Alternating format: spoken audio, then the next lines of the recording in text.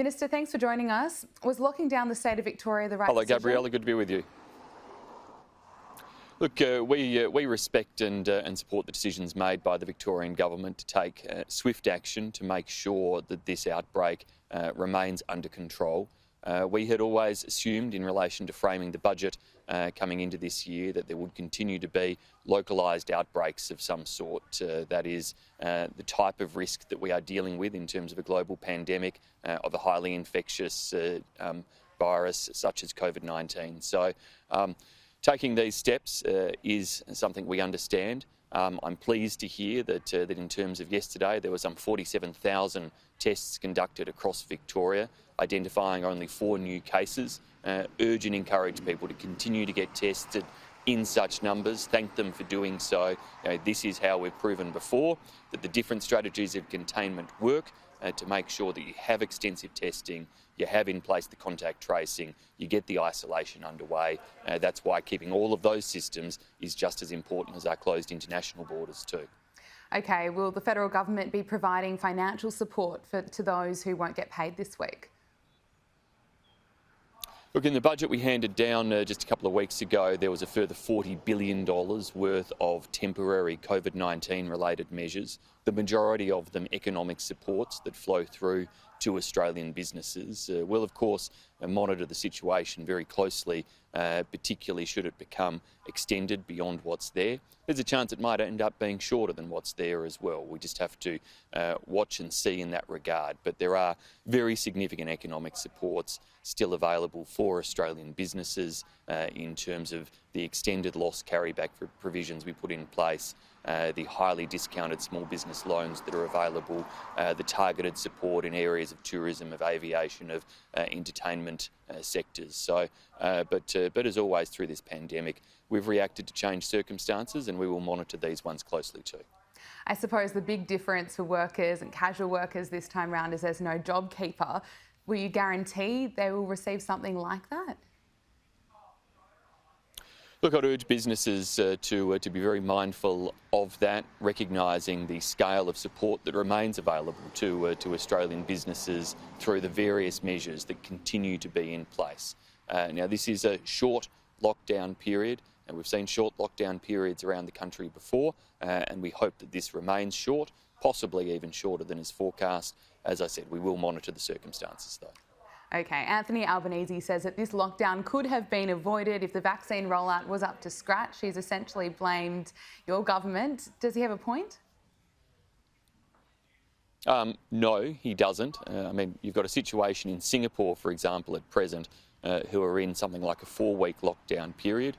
Their vaccine rollout is a little bit ahead of ours. Ours is ahead of countries like Japan, South Korea or New Zealand. Ultimately, I think Australians do understand that the health advice in relation to the vaccines, particularly in relation to AstraZeneca, changed dramatically. We had more than 3.5 million doses expected to come to Australia that didn't turn up as expected and forecast. These have been real impacts that we have to deal with. It's a global crisis, the pandemic. What we do have, though, is 195 million doses that are contracted and high confidence that during the latter parts of this year, Australians will not only have an abundant supply of vaccine, but also choices in relation to those vaccines flowing into the country that enables us to have a rollout available to all Australians. But there's still uncertainties that we deal with. That's why we've contracted across multiple vaccine sources to provide those different pillars of support for the future. What about dedicated quarantine facilities? Could we be doing better when it comes to our quarantine program? Well, we are working with Victoria in relation to their proposal, but their proposal was for an additional quarantine facility. The use of hotels as dedicated secure quarantine facilities has been important, has by and large been successful in more than 99% of cases, and of course has been part of the continued plans by the states and territories as well. Nothing can provide 100% certainty in relation to keeping COVID out of the country unless we were to stop all transfers of people and goods and everything else in and out of Australia. Now, that's not feasible. What we have tried to do is take a cautious risk management approach. The closed international borders are important. Continuing to learn every possible lesson you can in relation to the operation of those quarantine facilities to make them as secure as possible is important, but so too is maintaining those extensive testing regimes, the extensive contact tracing that has to underpin it, the isolation requirements where necessary, and using targeted, localised lockdowns where required. Just finally, Minister, this is Melbourne's fourth lockdown. What do you say to Victorians today that have every chance of getting thrown into another one down the track?